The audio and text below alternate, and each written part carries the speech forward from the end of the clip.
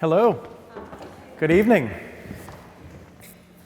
We have many people to thank tonight.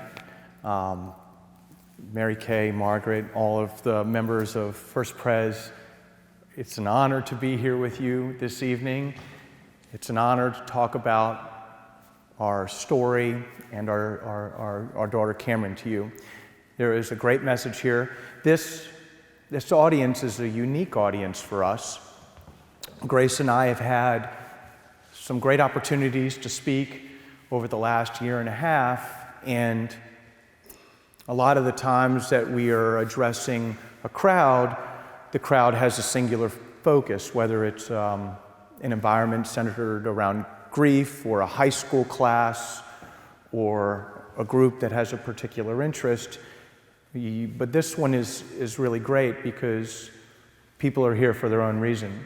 And I think our story doesn't have one singular identification, and it inspires a lot of different people in many different ways. And so I'm excited to see this crowd will respond in a lot of different ways. I will tell you, Grace and I have worked hard to bring a meaningful message to you tonight, but the story is sad. And there are moments in this story that are very hard, and particularly for us. And so there's emotion in this story, but there's also phenomenal happiness, inspiration, and hope. And I want to show you something that Grace and I use. It's on t-shirts that we have. It's actually on Cameron's gravestone.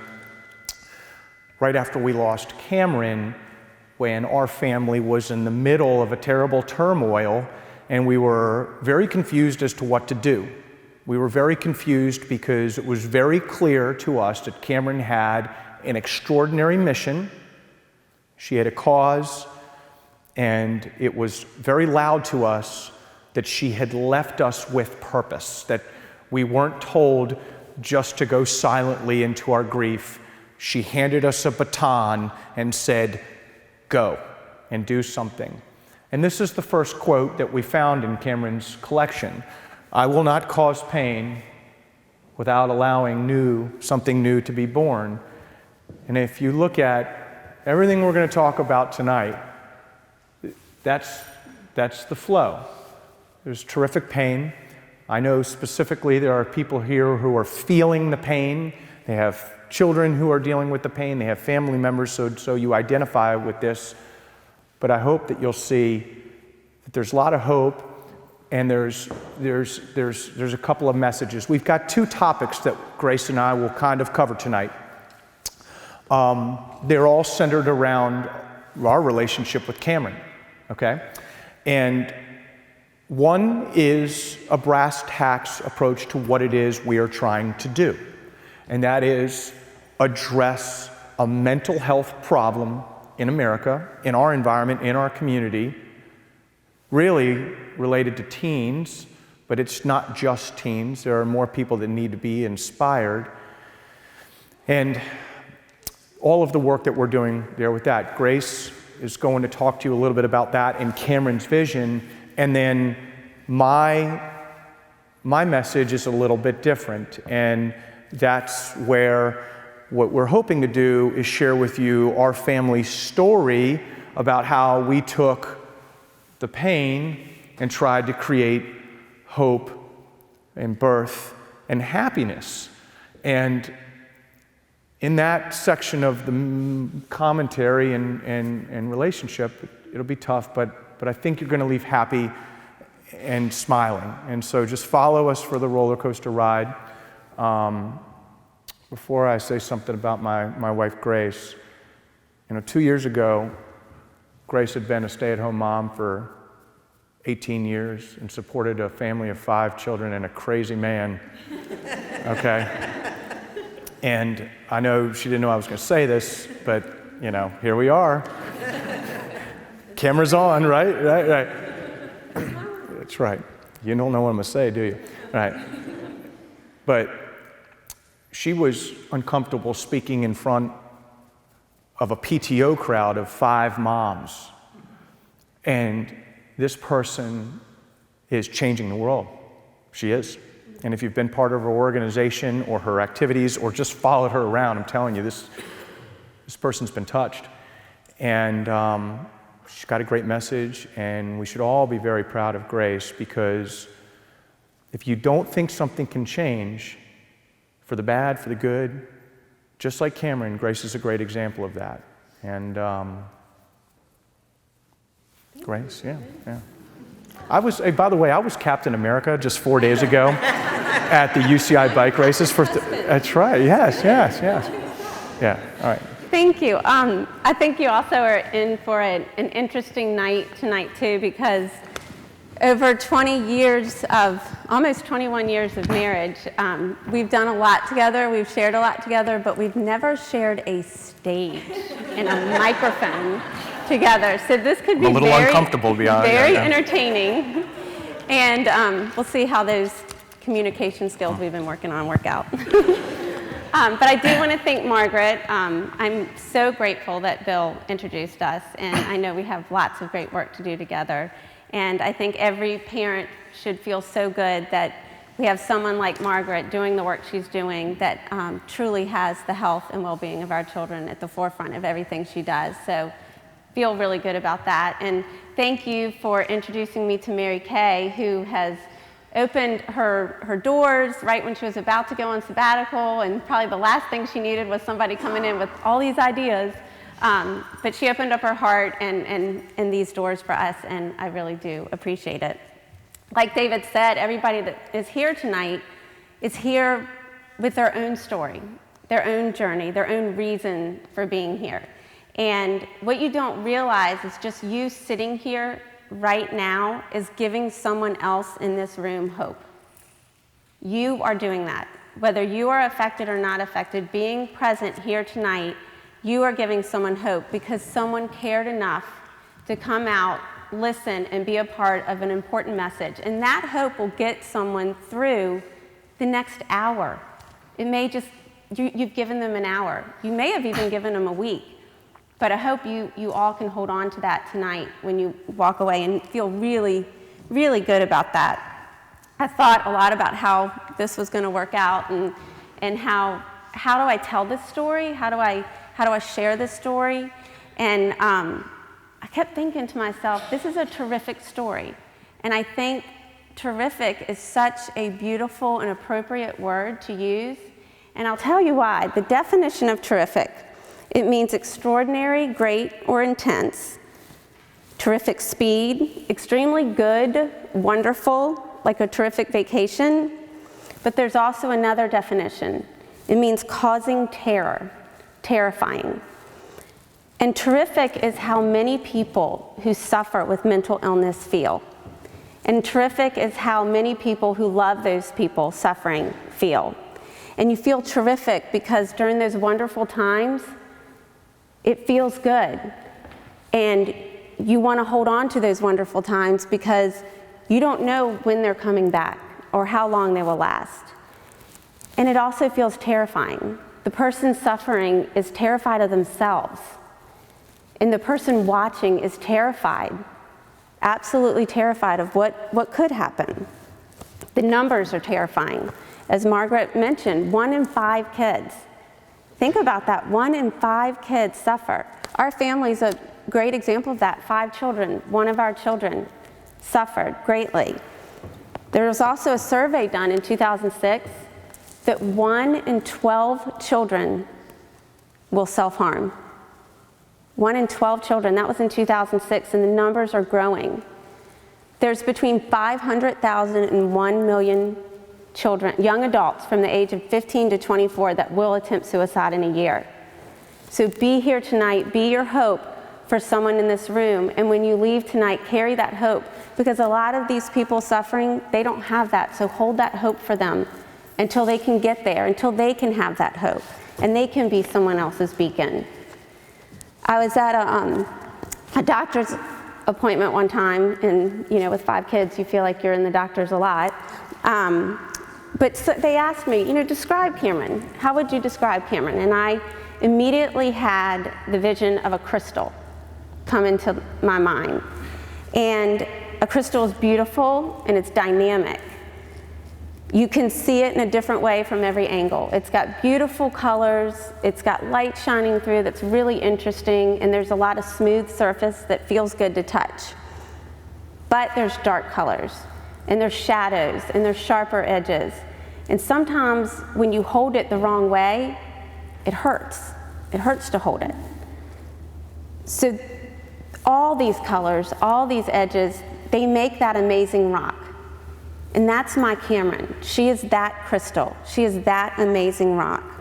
And I could stand up here and I could tell you all the beautiful colors of Cameron. I could talk for days about all the beautiful colors. I could tell you about her capacity to love, her amazing capacity to forgive, the enormity of her heart. But she also had the shadows. She had the sharper edges. And that doesn't make her less beautiful. That doesn't take away from this amazing rock, this amazing Cameron. Cameron saw herself in this rock. She saw herself at different angles. She saw the world at different angles. And before I go on to talk anymore, I really want you to hear Cameron's voice. She wrote a speech that she wanted to give at her Speak Up 5K. And Andrew found it, and it was a hard day, to say the least, and David and I had gone into Cameron's room. It was only a couple days after the funeral, and he just walked in and said, "Here, look what I found." And it was her speech she wanted to give, and this is her voice, and I think it's a great perspective, and I think it's worth listening to. So I'm gonna read her speech. I'm not gonna read the whole thing. She goes into a lot of statistics, but I think, this is a 16-year-old girl's vision. I am Cameron Gallagher. I am 16 years old and I go to Freeman High School. I really want to thank you all for coming out here and supporting me and the Virginia Treatment Center for Children. I think I can speak for all of us here today, and also for much of society. Mental illnesses, as well as what I'm about to share with you, is something we try to run from and pretend is not there. We like to think we have everything together. We convince ourselves that we are perfect, and if we aren't, we strive to be, and take on any obstacle to become flawless, no matter how extreme. I would like to share a story with you about a young girl. Some of you might know exactly what I'm speaking about, but please try not to spoil the ending. If you looked at her then, she had literally everything going for her, and she did.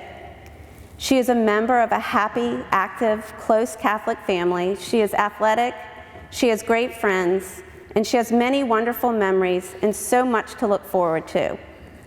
But let's flash back to the time of puberty, when everything changes for young kids, becoming teens. Tweens, they like to call it. Her entire world was completely different. Her outlook on things went slowly from bright and beautiful to lost in the fog. She never told anyone. At her practices, she would be caught crying, but no one knew why. Soon it was a regular thing. No one understood, and if they asked, she just shut them out. She eventually caught the reputation of crazy by people she never even spoke to. The older kids would call her crazy, and the people she thought were somewhat her peers started calling her crazy. Summer after her 9th grade year, she thought she had hit rock bottom. Frightening thoughts crept and overflowed her mind. She had to have treatment, and by the end of summer, there was hope. The family and the young girl decided to push away any negativity. First semester of 10th grade was fantastic. Boyfriend, homecoming, friends.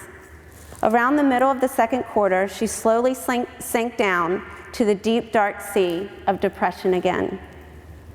You could start looking at her and see it. If anyone texted her or Snapchatted her, her face would be straight face, and people would call her that sad girl, the crazy girl who doesn't want to be here. But this crazy was different. The crazy at her sports facility was a crazy because they did not even bother asking. The crazy at her school was crazy. She looked so sad and tired and mentally ill. Eventually, the start of the second quarter hit, and the young girl had gotten worse. She dropped off the face of the earth. No one heard from her or talked to her. She started to fall into the eating disorder trap, but quickly pulled herself out. Weeks went by. Ladies and gentlemen, this young girl is now nearly fully recovered from depression. This young girl is me. If it weren't for you guys running for what I suffered from and what so many people around the world struggle with, I would be stuck back in what I thought was an interminable tunnel. No matter how we feel, it is the love and the support of those we surround ourselves with that get us through the days. I sometimes go take Mitch to preschool on days off. I could be as happy as can be, and seeing a 5-year-old walk up those church steps with a superhero backpack on his back and a kind teacher waving him and taking his room. That is care, that is love. Moral of this story: love each other. Speak up to those who you see are struggling. It can go a long way. You do not need a reason to be depressed. It is proven that some people are born or throughout puberty can have a chemical imbalance in the brain where the brain cannot stimulate the hormones or what is needed. Therefore, the mental illness is produced and the right balance of medication is needed. Finding the right balance is a long process. Support is needed. I do want to elaborate quickly on what I mentioned crazy and mental illnesses. According to Google, crazy is a mentally deranged person, which is someone who is insane. Besides David Gallagher, does anyone here know someone who is insane? Like an 85-year-old running a marathon or something like that? That should be the definition of insane. The speech continues. She researched, she cared, she pulled a bunch of facts together. And she had just a great perspective because she saw it from both sides. She would say to me when she was in her darkest moments and some of the lowest times, "Why would God have given this to me? Why would he let me feel so much pain and be so afraid of myself?" And then when she was able to come out of the shadows, she would say, "I know why God allowed this to happen to me. It's because I can help other people. I truly understand." And it's true, I didn't understand. I would try to talk to her, and so many nights we spent on her bed or downstairs on what was the white couch, where we always seemed to have our family therapy sessions. And she would say, "Mom, you don't understand. It's like you're talking Chinese to me." Even doctors looked puzzled. There wasn't an event or a reason why Cameron's life was unfolding the way it was at times. I think sometimes we're so stuck on trying to find out the why, because logically, if we think we know why this is happening, we can fix it. But let's look at another example. Let's think about a 3-year-old girl. The mom notices she's a little bit more thirsty. She's just not acting herself. She takes her into the pediatrician, and the next thing she knows, she's in a hospital bed with a diagnosis of juvenile diabetes. Do we go around asking, what did this innocent little girl do to get diabetes? Or do we help her? This little girl is going to have to spend her entire life learning how to manage her diabetes. We give that to her. We give her the tools to live her life to the fullest. That's what we need to do for all those out there struggling. The why is important, but what is more important is the tools you give. Let's let these teens, let's let everybody know this is not their fault. They are beautifully made just the way they are, and they're worth it. Give them those tools. As parents, we've always wanted to protect our kids. We want to give them the world. I thought as a mother that my love could fix anything. They fall down, you pick them up, you brush the dirt off, you give them a kiss, and it's all better. We couldn't brush the dirt off of this. My kiss did not make this better. And that's hard for a mother to really, really digest and know that this wasn't about me. This wasn't that my love wasn't enough. This was an illness. We need to remember that. The people struggling need to know this. We will help you. We will give you the tools you need. We are partners with you. We can't fix it, and we don't know why, but we're here for you. I'm going to let David share a story in just a second. You know, before March 16th, 2014, I never would have shared this story. But Cameron has taught me that we all need to share these stories so that no one feels alone. I wouldn't have shared this story because I wanted to protect my entire family from the outside world. So worried about what people would think. This was a particularly hard night for our family. There was a lot of yelling, there was a lot of crying, and there was pure exhaustion. And I'm going to let David share the story of this night. When Cameron was 15, her depression had become so acute that we would have to pull her out of school. And we would bring her home, and we would study with her, and we would nurse her back to health. And I would always say, okay, honey, it's time to go back to school. It's time to go back to school. Brush the dirt off. Let's go. You're going to be fine, honey. Just overcome this. You can do this, right? It's what every dad says. It's what a lot of parents say. It's what the world says about someone who is suffering from depression. And Grace and I were completely exhausted by this. It was a phenomenal family circumstance. Her brother Andrew was preparing for college, and he was annoyed by it, and her younger siblings didn't want to hear about it anymore. And I think all of us, including Cameron, we're just tired. We're just tired. And I thank Cameron every day for this moment because it gave me a lens and an insight into what she was feeling and dealing with. And I don't think, had I had this moment with her, that I'd be able to stand up here and represent her. And that is, one night, it was a Thursday night. Weather was like this. It was rainy. It was probably about this time of year. And the house was a mess, and Cameron had done something terrible. I mean, it is, Grace and I talk about this because I literally cannot remember what it is she did wrong. I mean, she probably didn't do anything wrong. We were just really mad at her. She probably did something on social media, you know, and she and we got into a massive fight. I lost control, not physically, just yelling at her, and she's yelling at me. And I finally said to her, get in the truck. We're going to the only place that you can talk. We're going to the only place where you can truly get true healing right now. And I drove her to St. Paul's Church, which is where she was baptized. It's where Grace and I were married, where all of our family celebrates on holidays.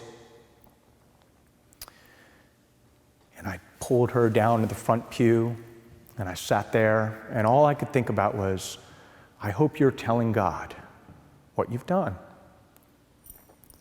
And I saw what she was saying. And she was begging God to take the pain because she knew what was happening around her. She was asking to make it go away because she was so acutely aware of the effects on everybody else. And I thought, oh my God, what have I done? This poor child, that was maybe a year before we lost her. And I'm very grateful for that moment. And to those of you that have children or family members or ever have looked at mental illness in a way that says, it's a phase, you're sick, It's going to be fine. Rub a little dirt on it, like I say. Look at it from their eyes. And you may see a unique perspective on what they deal with. When we would deal with some of these nights, I kept it very quiet and I kept it just between us. And a friend of mine noticed I wasn't acting right. And she said to me, you don't have to tell me what's going on, but just know I'm here. And she started to tell me this story that I think is a great visual, and I think it's something important for you all to hear. She said, the human race are all teacups, old teacups. We're all cracked, and some of our cracks are visible and obvious, and a lot of them aren't. And they may be deeper into the cup, or they may be little hairlines, but we're all cracked. Nobody in this world walks around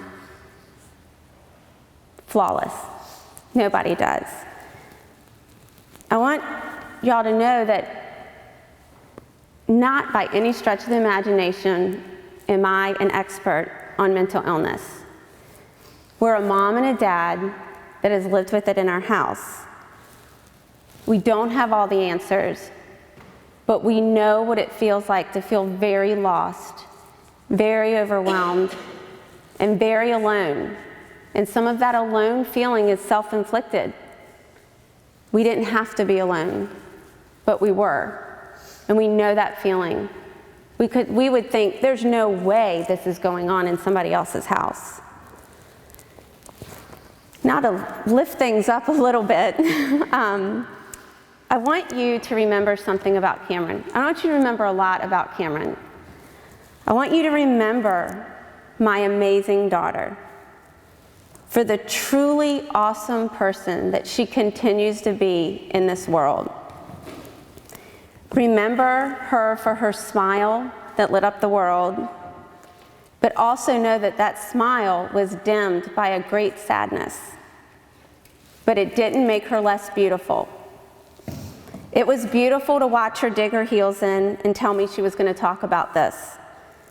It was beautiful to watch her get so excited about her race. She was bound and determined to turn her darkness into something bright and beautiful. One of the last things that Cameron posted was, I'm about to run 13.1 miles. If I finish this, will you run my race? She's challenged each and every one of us. She's asking us something more. She wants you to take her message and keep her voice alive. She wants you to continue to run her race and spread kindness. And don't be afraid to speak up for things that may not be as comfortable. You'll never know what a simple smile can do just for someone out there, a complete stranger. My last request is to always carry her in your hearts. Carry her with all that you do. And if you ever heard her laugh, remember her laugh. Remember her amazing smile, her goofy Snapchat grin, and her gorgeous, gorgeous presence that dominated a room and continues to dominate this world. Feel sad that she only lived 16 years. Pray for us as a family, but feel proud of her and feel inspired and smile. Smile when you think of her. She's smiling on each and every one of you right now. Wow, that was pretty good.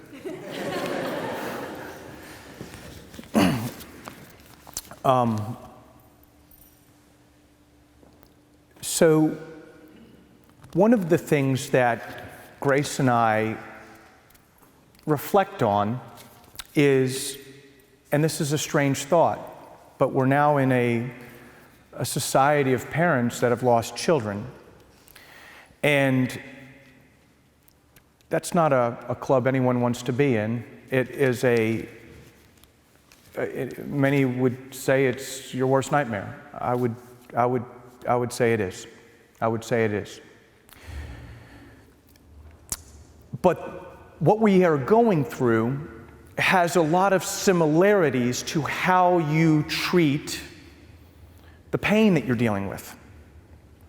And what we have used as mechanisms and tools in our pain and our sadness to feel good about what we're doing to honor Cameron has healed a lot of the sadness. It doesn't mean that we don't miss Cameron or we love her any less. It gives her a sense of legacy, and we're proud of that. And we've run a lot of races, these 5K races. We've run them all over the country. And in every race, some kid comes up to us and says, "Thank you. Thank you. You need to know that I'm happy just because you did this."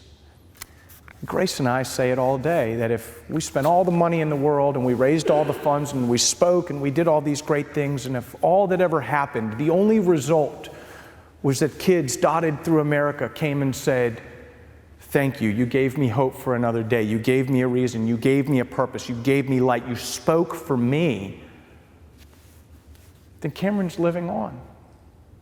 Then Cameron is greater now than she ever was.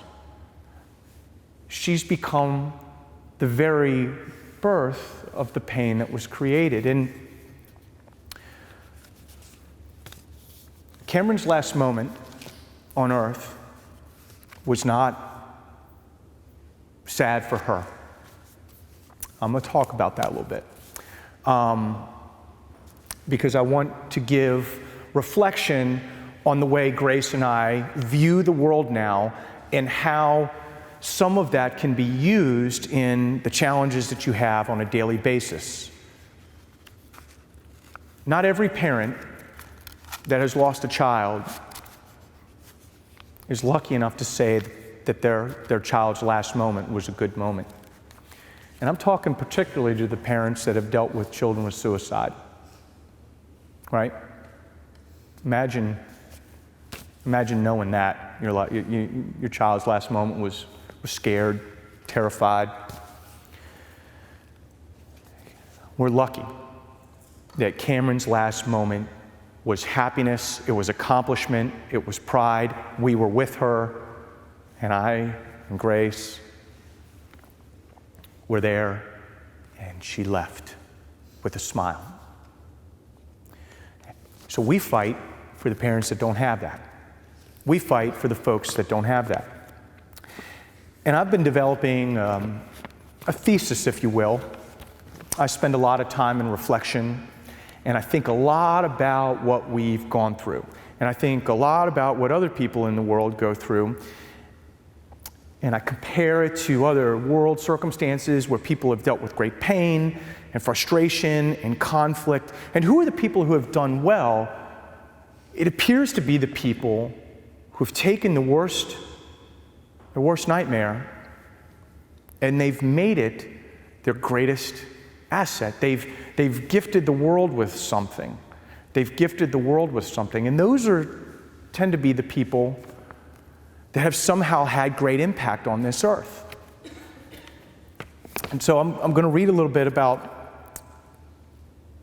it's a combination. I've changed a little bit of it over the last 18 months. And it's probably 15 to 20 pages of notes, and I've probably got 3 here that I've pared down and changed a little bit for the concept that we're talking about. And I'm going to bring you into the moment where we knew we were losing Cameron, and she left us, and the horror that created. And it ends with the gift that she gave us. And I think everybody here deserves that gift. Everybody here deserves that gift because it's really beautiful. The moment is clear, the memory vivid. It's as if it happened moments ago. You fall into our arms. The moment escalates quickly from concern to panic. There's doctors, CPR, blood, ambulances, sounds. And the moment that we realized what was happening, we were with you the whole time. We were holding you, kissing you, begging you not to go. Please, please don't go. The emergency room goes silent. There are priests, family, doctors, everybody's huddled around you. They're whispering tears. Something is happening, the world is shaking. There are only a few moments in your life where the reality of your circumstance separates time. And this is one of those moments. My mind and body are hovering above you. We come home. Your room is still messy. Your food dishes are still scattered around the house as if you'll be home any minute. Your laundry has to be cleaned and you have homework to do. I have little memory after that. Blurred time, vapors, very strange conversations. I believe that you carried me. And I know that we had communication with you. I vividly remember wondering why everybody around us was so sad. Why is everybody so sad? Was I missing something? Or had my body detached from my mind to protect me from the oncoming moment? Sometimes people would ask me, how are we able to be strong? You're so strong, they would say. What? It was so difficult to feel strong because we were so lost and confused. There was no direction, just small increments of time moving forward. It's as if our human spirit was lifted by a higher power. We were forced into action, unwilling to fall into the despair that death can bring.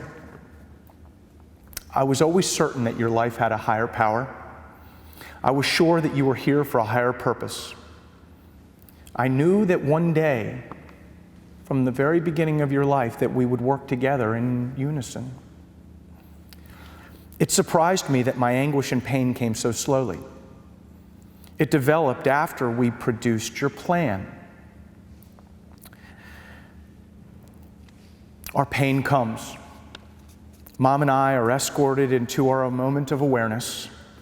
Much later than your family and friends, it seems. This pain is unique. There is no oxygen. All other pain has some sliver of hope that may change. Even terminal disease often has hope. This pain changes you. We openly ask God, how can this pain exist within humankind?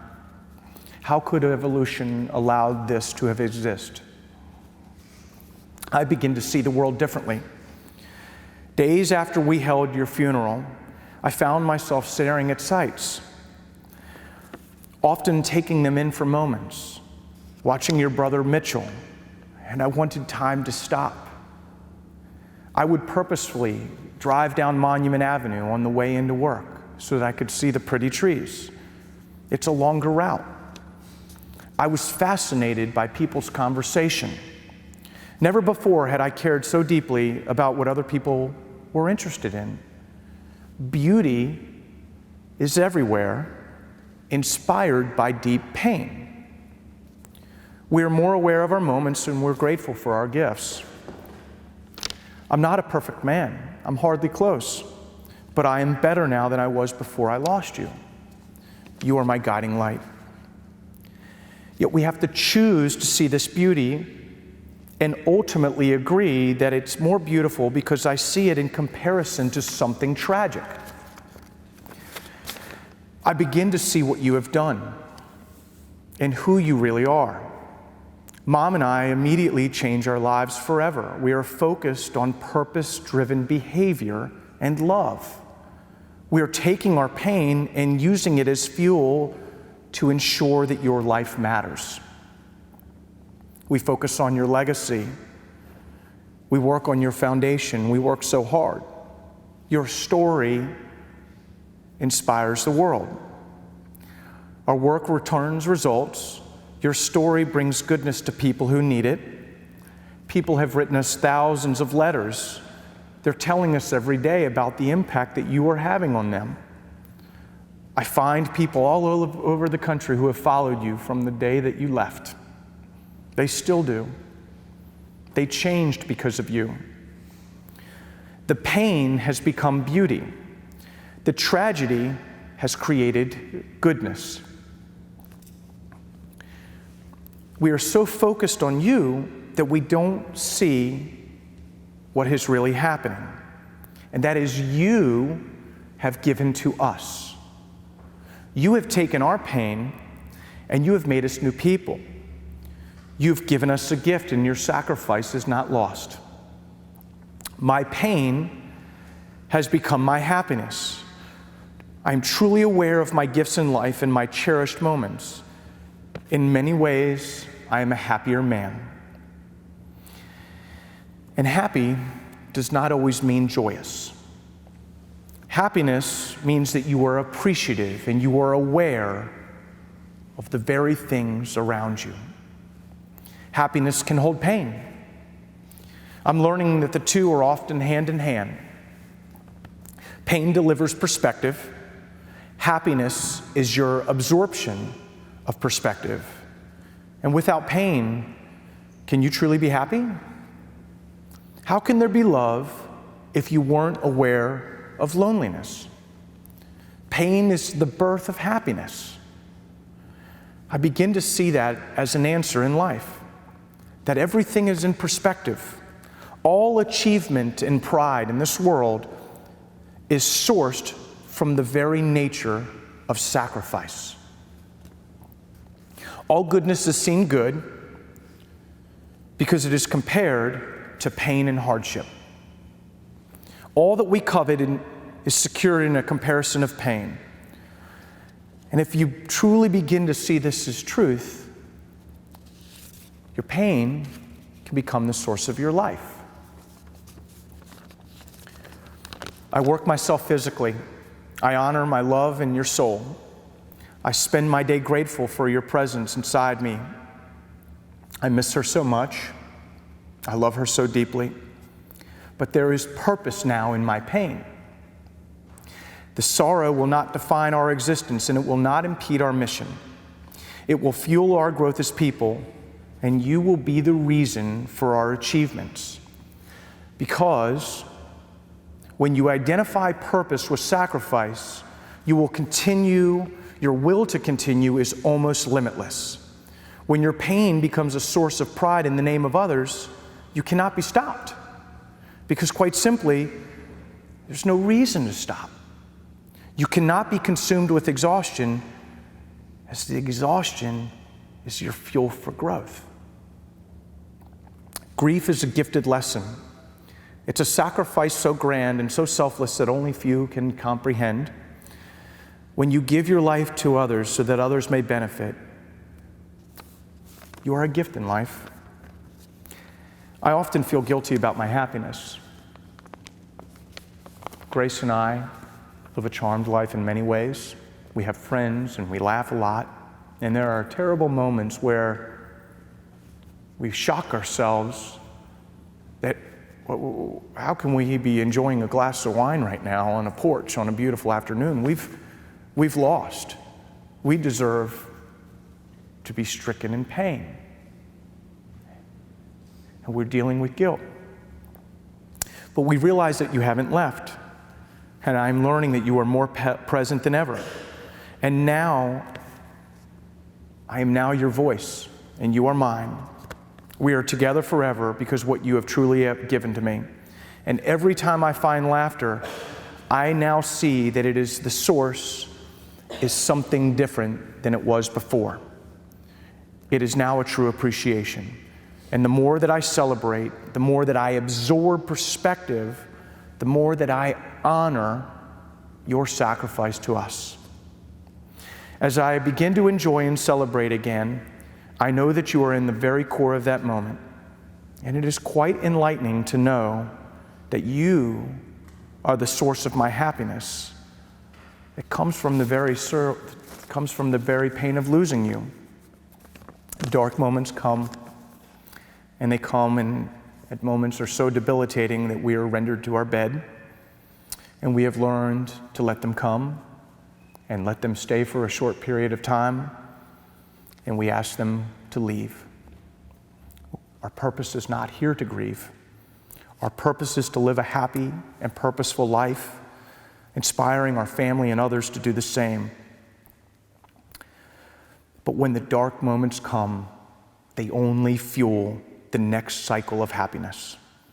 And the world begins to see your plan, and the world sees your legacy. People take their pain and they use it as their benchmark for happiness. You have taught them so much. You've allowed them to see their darkness can be the very source of their pain. I leave you with this one final message, and I ask you all to do this, regardless of whether you've experienced deep loss or not. Take your pain and make it the benchmark of your perspective, and let it be the very fuel that makes you great. This is the greatest honor that you can bestow to someone that you love. I will fight the good fight, I will finish the race, and I will keep the faith. And I'm going to close with a quick story about mile 12 of Cameron and her half marathon when we lost her. And then we're going to open it up for some Q&A. I hope I didn't run a little long, Mary Kay. I'm sorry, I'll move quickly here.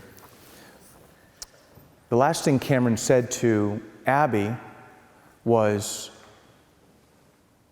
at mile 12, and she was dealing with a lot of pain in her run. She said, "Let's finish this." And that's the slogan that Grace and I have used to really begin this journey. Well, let's finish this. So thank you all for being here and listening to us. And can we help anybody with some Q&A? Hi. Grace, you gave some statistics in the beginning, but the point is that instances of mental illness are increasing. Do you have any idea why? Is it just that we diagnose them more, or are they actually more? I don't know why. I think that I have a lot of opinions on why.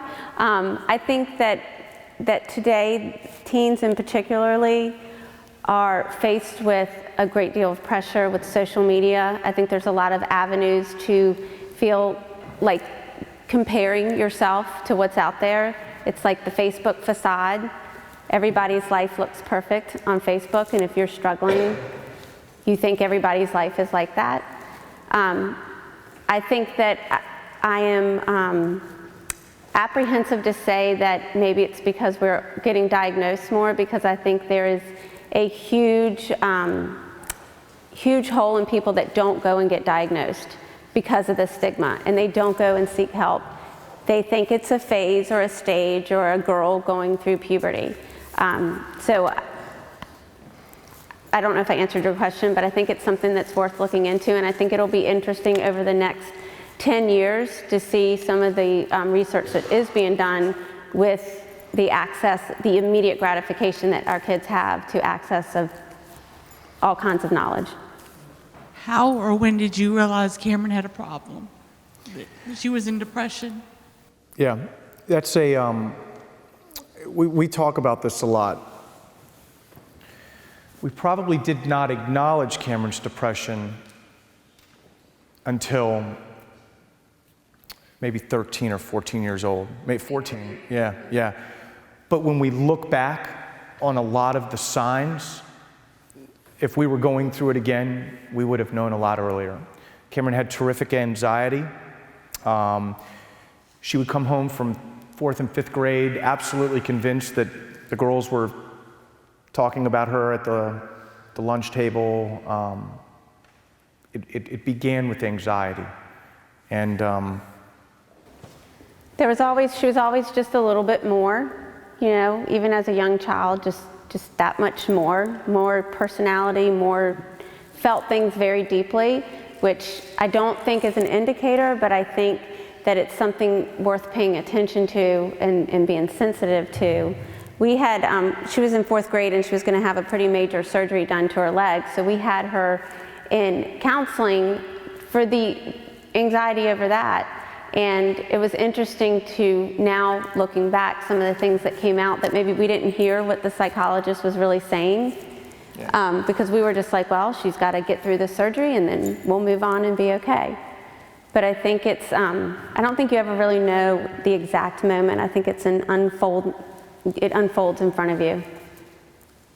I'm personally struggling with that point with my 15-year-old, you know, the dark moments and all that. How hard to push when you got to get up, you got to get out, you got to go do something. It's that balance to find, you know. I know it's a bad day, but you're making me crazy. You got to get up, you got to get out, because I feel like the more you sit, you know, I don't know, it's hard. That's probably the biggest challenge a parent deals with, because we have responsibilities, right? And we have school and we have things to do. We probably have 2 different perspectives on this. Now, I would say, do whatever you can to make her feel good, right? I'd give anything to go back and say, every bad day, I'll just stay home with you and we'll read together, whatever it takes. And I think that is an important message. But that doesn't always help people either. I think it's all in the balance of the day, because you could have had a really horrible night the night before and you're exhausted and she's exhausted, and maybe it's not the time to push. Maybe you take your own self-evaluation and see where you are on the meter to see what you can handle. I do think getting outside and just getting fresh air on your face, that is something that we found helpful for Cameron. She didn't want to leave her room, but sometimes just saying, you have to sit out on the deck for 5 minutes or you are not going to have your cell phone. It's amazing what they'll do for that. You know, pick and choose battles, but trusting that gut that says this is not good for her to be in this room and in these walls, because they will continue to spiral, and sometimes just a 5-minute break is enough of a circuit breaker for that day. There was a question over here. Yeah. Yeah, just as we look around the room, women are much better represented than men. Yeah. And so I'm glad to see you up here Thank you. talking about this. Yeah. Something that I deal with people that I know, with myself. And so what do you guys see as signs of hope for young men? Yeah. And what things are working? I'd love to have you address that. Thank you. In particular, I have a real interest in that. Most of what we do with our organization is around speak up, right? The term speak up is really around eliminating the stigma of depression. We're not going to cure depression. What we want to do is make people stop treating people poorly, so that we give them respect and we love them, thereby nurturing them back to health through other channels maybe. And some would argue that the teenage female population is a pretty tough one. But if you've ever seen guys, it's horrible. It's really bad. And we've met a lot of men that are dealing with deaths. And so I look at it as, I believe that the stigma is actually harder to overcome on the male side, because we're a tough species, right? You know, and we're not vulnerable people. And so I frequently tell the church story a lot. I really do. We just had a gentleman come into our office, or we went in his office yesterday, and has been dealing with depression for 14 years, and only one person has known about it. Went unemployed for 3 years because it was so bad, and didn't tell a soul about it. And just 2 months ago, started opening up and telling people, and all of a sudden he's starting to feel good. We got to battle it.